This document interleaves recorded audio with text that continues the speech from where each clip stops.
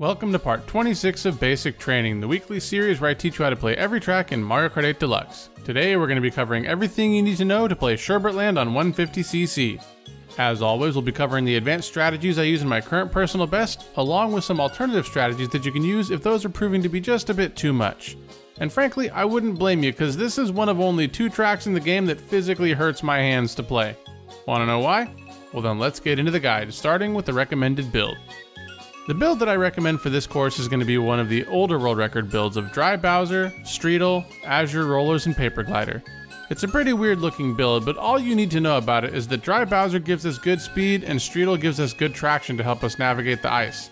Now in contrast, the current world record goes balls to the wall in favor of Mini Turbo and uses Baby Daisy, Bitty Buggy, Azure Rollers, and Parachute. So as you can imagine, when we start talking about the world record strats, things are going to get pretty ridiculous. But before we talk about the world record, let's talk about the strats that I use in my current personal best. The theme of this course is never stop drifting. After getting the startup boost, we're going to immediately start a right drift into Mini Turbo, then a left drift into Mini Turbo, then a wide right drift to avoid going into the water while building up a Super Mini Turbo. Follow it up with another wide left drift into a Mini Turbo. Now when going into the cave, we want to do a left hop into a right drift, making sure to stay as close to the fence as possible. Then just around the time you make it around the bend, widen your drift angle a bit so that you can give yourself plenty of room to grab the 3 coins.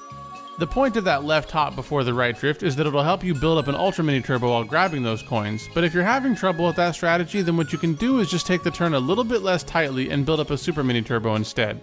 In either case, just before grabbing the 3rd coin, start a left drift, building up a Super Mini Turbo if you can, and then a right drift around the next turn. Take a look at the input display when I come out of the tunnel here. Basically what you want to do is build up 2 mini turbos with left drifts, and then immediately start a right drift and mushroom through the shortcut, making sure to stay as close to the fence as possible once again. After building up a mini turbo, release and hop into a right drift to get back onto the track. Finally, start holding a hard left to widen your drift angle and finish up this portion of the track by building up a Super Mini Turbo and grabbing the 2 coins. Unfortunately, I don't have a super good setup for taking the mushroom cut properly, but what I can say is that the closer you get to the fence, the better. Additionally, you'll know if you did the shortcut well because you'll be super close to the off-road after coming out of the shortcut. So the closer you are to the middle of the track, the worse you actually did. Before moving on, the double mini turbo into mushroom shortcut strategy can be pretty tricky to learn, so what you can do instead is build up a Super Mini Turbo after coming out of the cave and then purposely take a wider line through the mushroom cut so that you don't need to release your Mini Turbo until after getting back onto the track. Then you can finish up this section of the track just like before by grabbing the 2 coins while building up a Super Mini Turbo. Moving on, once you grab your 8th coin, prepare for one of the more unintuitive strats in the game. You can actually trick off the edge of the ice just after the cones here. Going backwards through the track actually makes it a little bit easier to understand what's going on here. You can see that coming out of this break in the ice, you're actually going up a ramp.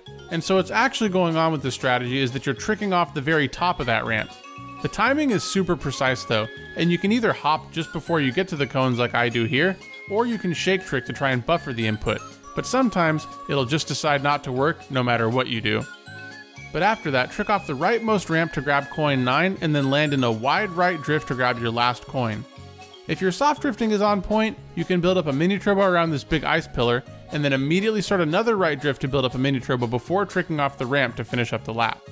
If it's too much of a pain to learn all that stuff though, just ignore the right drift after coming off of the ramp and just drive straight through the ice pillar section and just start one drift before tricking off the final ramp of the lap. Now, if you're not going for most of the advanced strategies, then laps 1, 2, and 3 are pretty much the same. If you are going for the advanced strats, there's a few differences that we need to go over. On lap 1, after the first Super Mini Turbo in that wide open ice section, we built up a Mini Turbo and then just drove straight into the tunnel.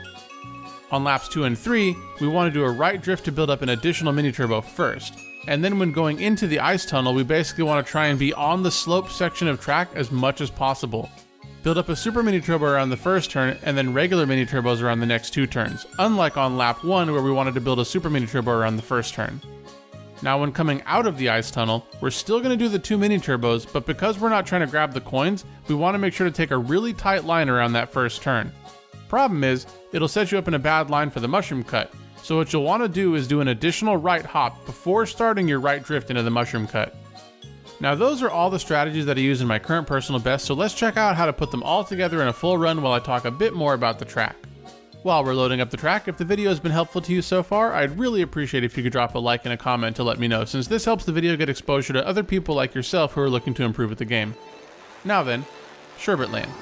I run all the tracks in Mario Kart 8 Deluxe on 150cc quite a bit already, but most of them I hadn't touched in over a year prior to putting these tutorials together.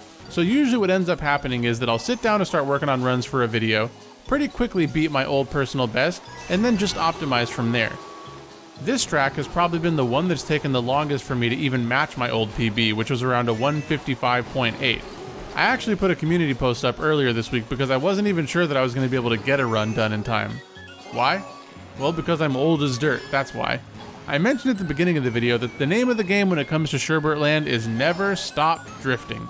You constantly need to be fiddling with the joystick on this track, chaining left and right drifts together, and sometimes doing multiple drifts in the same direction, and quite frankly, it's murder on my hands.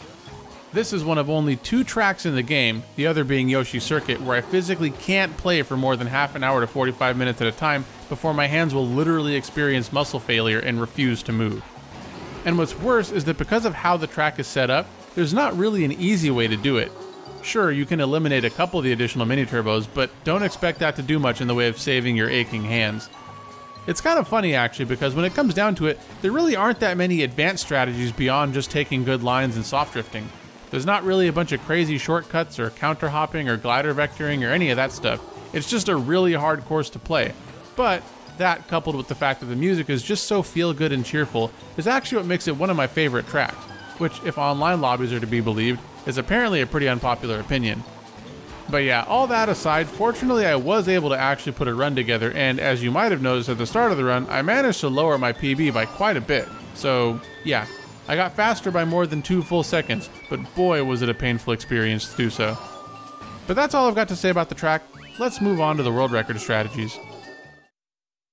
First thing you'll notice about the world record is that they use the Baby Daisy build, and that's because they are maxing out hardcore on being able to build up mini turbos. There's 4 main places where this shows up. The first is in the section before the ice tunnel where they build up an additional mini turbo before the super mini turbo. They also do 2 left drifts before going into the ice tunnel while grabbing both of the Shy Guy coins, whereas we only grabbed 1. Next up is the ice tunnel.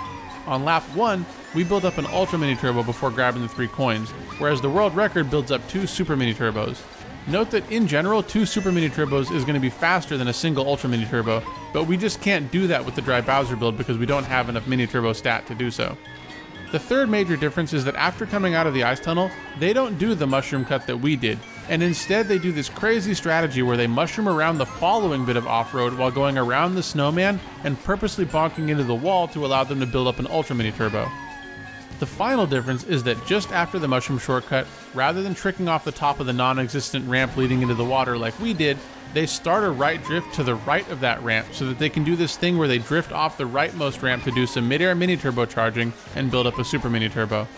I'm not 100% sure why this is faster because you are missing out on a couple of trick boosts, but if I had to guess what's going on here, I'd say that it probably has to do with the super mini turbos being more powerful and also that you can take a tighter line around the turn before the finish line. This particular strategy is also done by some of the older dry Bowser world records as well, but I just could not get it to be faster myself. And that's everything you need to know about Sherbet Land on 150cc. I actually really enjoy it, both for the way that it plays and for the music, which I'm pretty sure, like I said, contains subliminal messages that make it literally impossible to feel sad while it's playing in the background. I find myself just whistling this song randomly when I'm hanging out around the house doing dishes and putting laundry away and whatnot. Now, while this isn't my favorite track, it's definitely, in my opinion, one of the most underrated tracks in the game. Now, before we close out the video, y'all, I know that I pretty much asked to drop a like and a comment on every video, but in this one, I really mean it, since this is the first video I put together that's actually physically hurt me to play. So yeah, never doubt my dedication to the craft and to helping you all improve at the game. And if you could do me a solid and drop a like, it would really help me out and I'd really appreciate it. Thank you very much for taking the time out of your day to do some basic training, and as always, I'll see you in the next video.